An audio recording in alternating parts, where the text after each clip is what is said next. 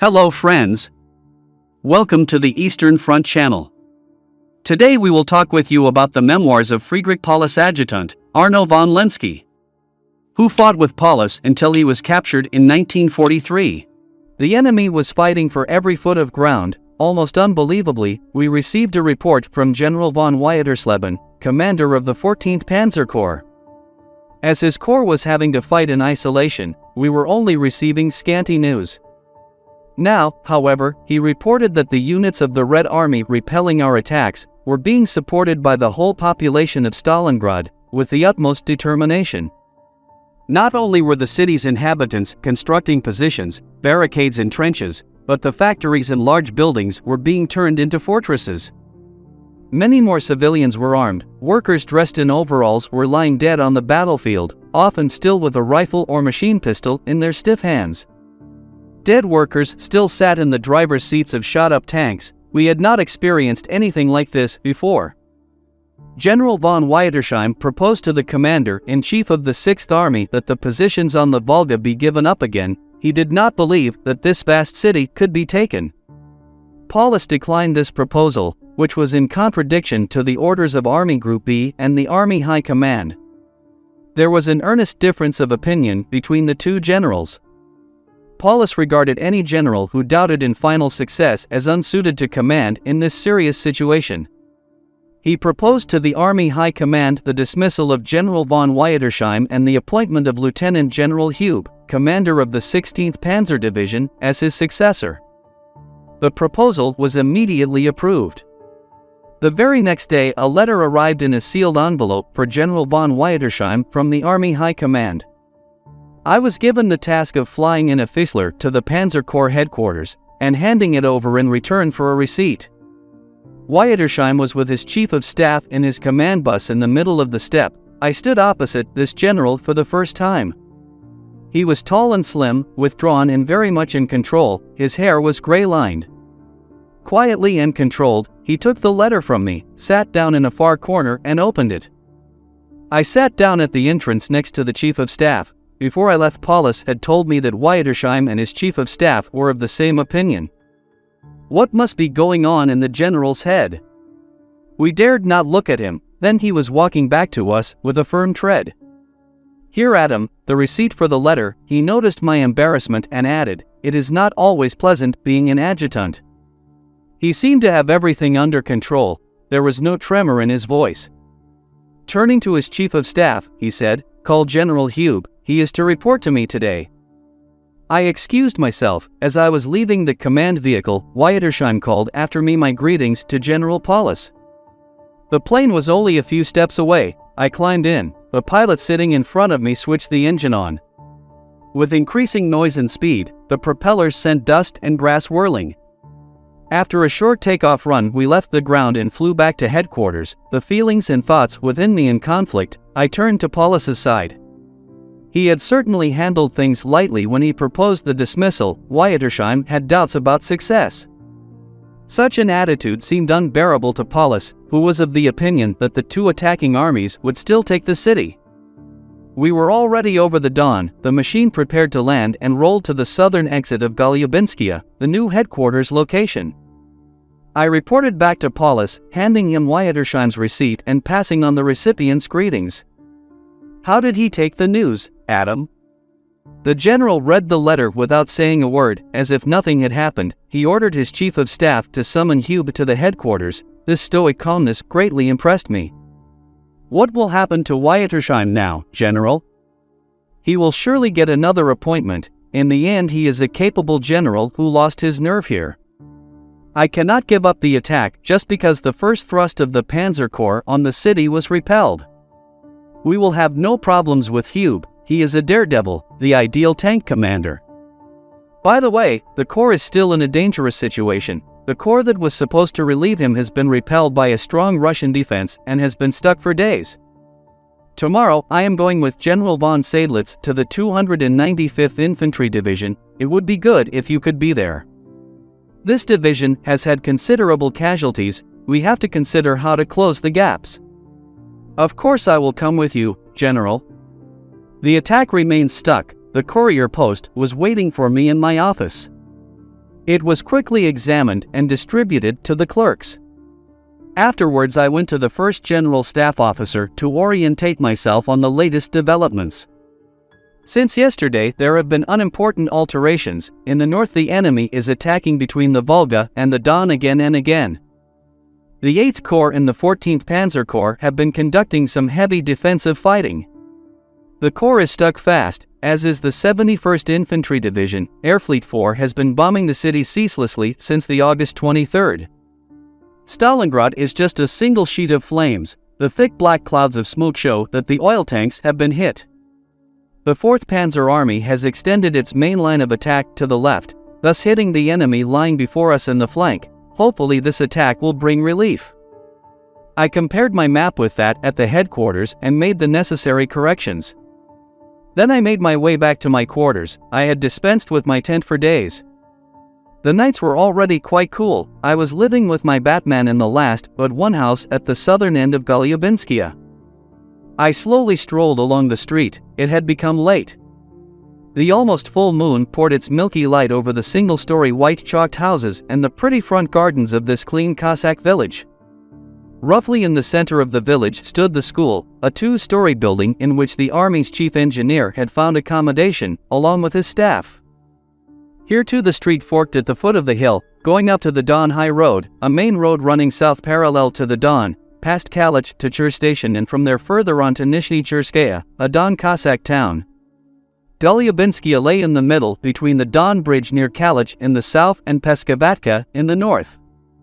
If we wanted to get to the divisions on the Volga front by car or motorcycle, we always had to go first along the Don High Road to one of the Army's bridges. There was especially lively traffic on this road after dark. The sounds of engines forced its way into the quiet of our headquarters.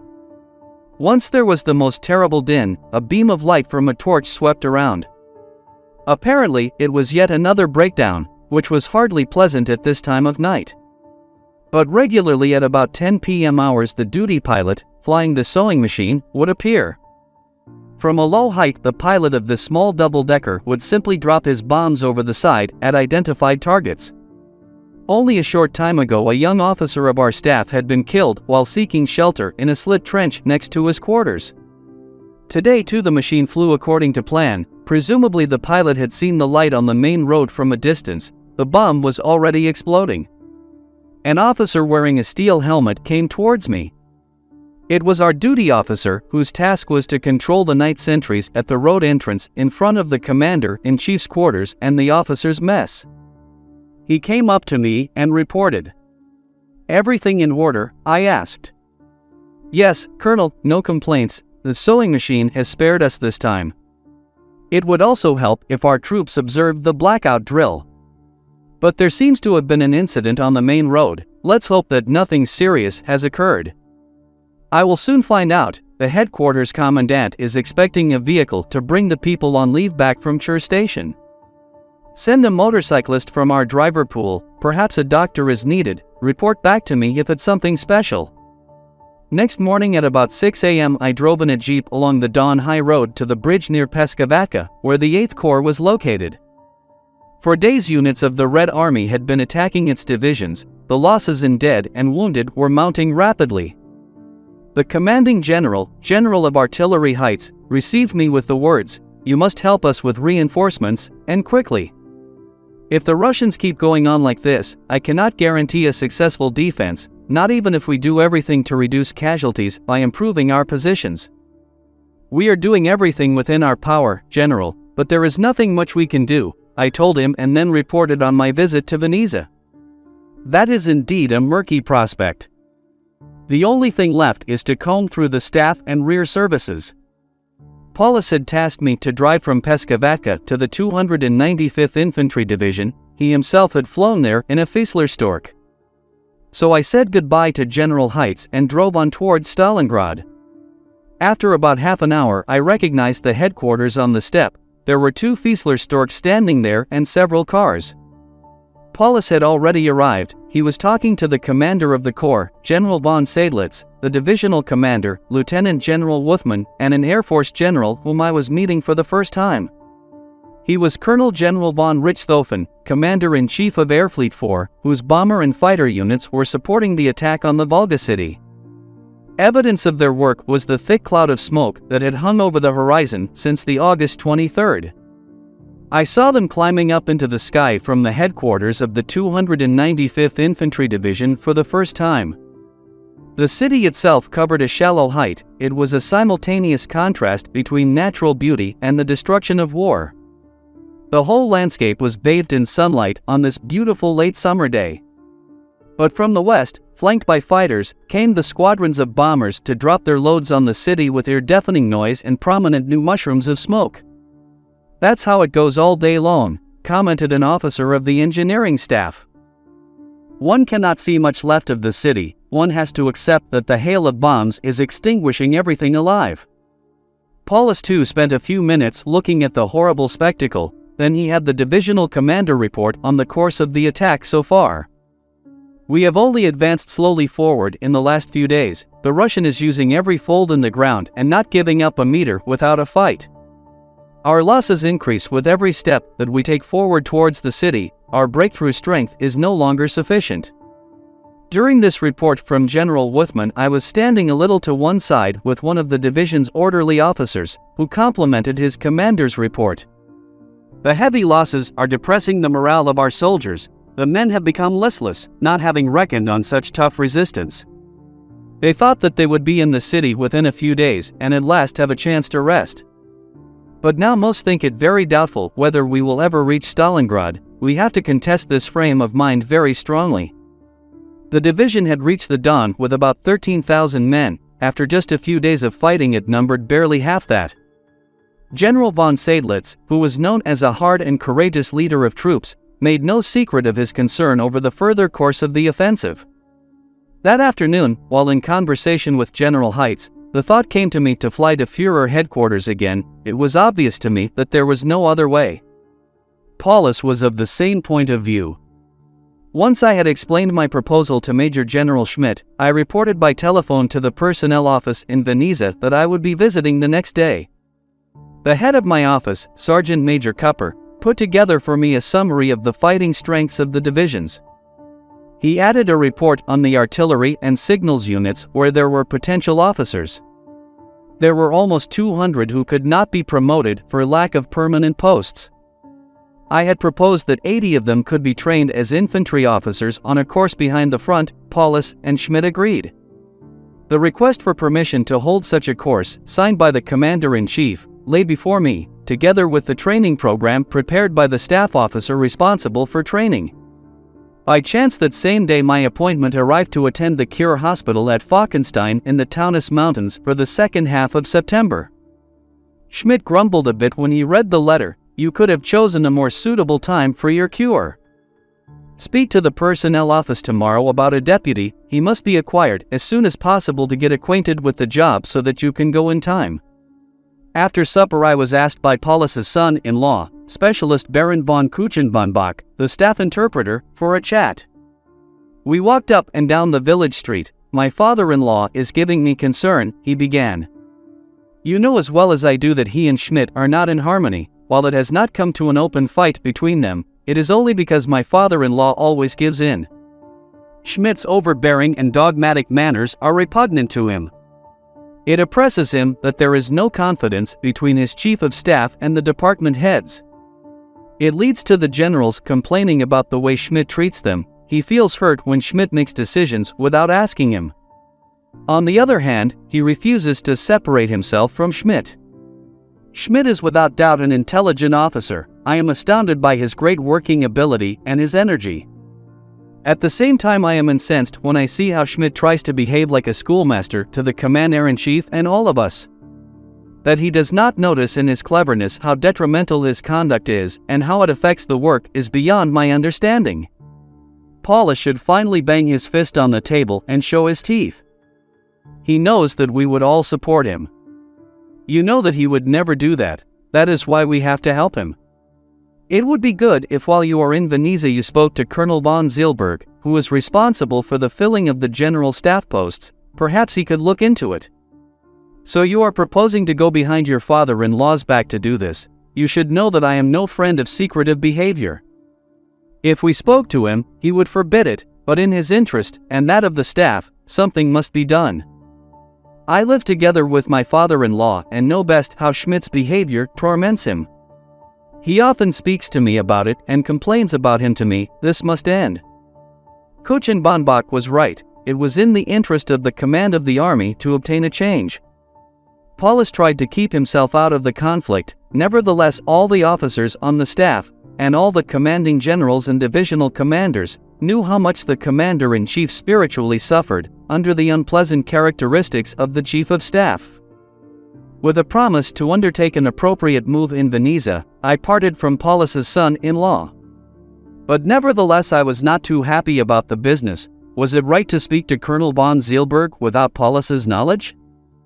I went with these doubts to the first general staff officer and told him about my conversation with Kuchenbonbach. "There is no other way, we must help Paulus," he said.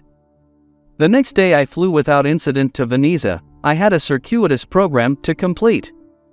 Our proposal for setting up a training school for officers from the artillery and signals units was approved by the personnel office, after some brief discussions with the responsible officers. This was the first success of my trip. Also, the second matter, which concerned me personally, went better than I thought, finding a stand-in for me during my cure. The department head responsible immediately said, "That fits nicely. A lieutenant colonel from the personnel office has been tormenting us for a long time for a job at the front. He can stand in for you, and when you return he can take over an infantry regiment in the 6th Army. As soon as he has handed over his work here, we will send him to you." With a hopeful heart I went next to Colonel von Zeilberg. His words of greeting made my task easier. "Now, Adam, what is Schmidt, the new chief of staff, up to? Does he get on with Paulus, or is he making a racket?" "Firstly, Herr von Zeilberg, I must stress that I have not come to you on Paulus's behalf. If I had told him that I was coming to speak to you about Schmidt, he would have forbidden me. The reason for my call is a conversation I had with Herr von Kuchenbonbach, Paulus's son-in-law, who is employed on our staff as an interpreter. He was really anxious about Paulus. Once I had described Schmidt's unfriendly attitude towards Paulus, I went on, I am afraid that this disharmony between the chief of staff and the commander-in-chief disastrously restricts the command of the 6th Army. The High Command should consider whether a change of chief of staff is advisable. Naturally, I cannot decide whether now is the right time for it. Of course, one must talk to Paulus beforehand." Colonel von Zeilberg shared my opinion. "I doubted from the first whether this team would get on together. I will speak to the chief of the general staff, Colonel General Halder, and submit an appropriate proposal to him."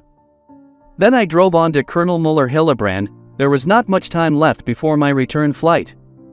But my interlocutor knew the state of the 6th Army, so that not many words were required. This time I came with a suggestion. There are many young soldiers in the rear services that I believe are suitable for the front. Would it not be expedient to relieve them with older soldiers who are no longer fit for the front? That way it might be possible to fill the worst gaps. I don't know if one could get much out of it. As far as I know, the companies have already got auxiliary volunteers, prisoners of war, as drivers. Yes, of course, but I was thinking also in the established columns, workshop companies, and so on in the Army's rear areas. We will check that out, Adam. Müller-Hillebrand had fulfilled the promise that he had made during my visit in the middle of August. We had received a number of March battalions that were very welcome to us, even though they did not fulfill their task of filling up the divisions by a long way. Now the colonel promised to send us available March units as a priority. I knew that he could not do more. We shook hands in farewell, then I took the flight back. After my arrival in Golubinskia, I reported first to Schmidt and then to Paulus. To both of them it was clear that we had to go ahead with the replacement situation. They were pleased with the permission given by the personnel office for the training of infantry officers. Quietly, Paulus was hoping that the army would get some new divisions. The next day I was summoned to Paulus at an unusual time. What did it mean? In the outer office I was greeted by his personal orderly officer, Lieutenant Colonel Zimmermann. Stormy atmosphere. "Colonel," the commander-in-chief asked me to take a chair opposite his desk. I detected that he was trying to control an increasing anger. Yesterday you spoke to Zeilberg about Schmidt? Yes, General. Why did you do this without my knowledge? Because you, General, had forbidden me to take this step. However, we could not watch you being mentally driven under by the self-serving gall of Schmidt. It seemed to me that the angry lines on Paulus's forehead had fled. He must have detected from my open reply that we meant well for him. Who do you mean by we? We, that is the whole of the section leaders, at the head the first general staff officer, the Army's chief engineer, the Army signals commander, Baron von Kuchenbonbach and myself, General. I presume that you were led by pure motives. Nevertheless you should have informed me beforehand, or at least immediately upon your return yesterday evening. Please excuse me, General, for neglecting to do so. I wanted first to speak to your son-in-law and the section leaders over the way, so that we could strike together. We had in mind convincing you in a joint discussion that you should separate from Schmidt in the interest of the Army Command. Then I would report on the steps I had taken in Veneza. Who could have known that you would learn of my talk with Zeilberg so quickly? Colonel General Halder rang me 10 minutes ago. He first asked about the situation. Then he asked me the direct question if I wanted a successor for Schmidt. He had heard from Blumentritt that the personal relationship between myself and Schmidt could not exactly be described as good. Then he mentioned you. You can understand how surprised I was. Of course I had turned down a change of chief of staff in our present situation. That I understand, General. Nevertheless you should decide once the current operation is over. One thing I always expect from you, in the future I should be informed of such plans in reasonable time. In general it is not your business, but mine. I do not want Schmidt to learn anything about this matter. Hopefully we understand each other, Adam. With that, the Schmidt case was over, unfortunately, one must say. If Paulus was no straightforward, eager, fulfilling Faust, Schmidt was more the Army's disastrous Mephisto who would reveal himself bitterly again. How is it going with your stand-in? Asked the Commander-in-Chief as I was just about to leave the room. It is going well. A lieutenant colonel from the personnel office will stand in for me. When I return, he will take over a regiment. Then Schmidt will be pleased. You know that he will not work with our second adjutant, Major von Luditz. This was only a small part of Arno von Lenski's memories.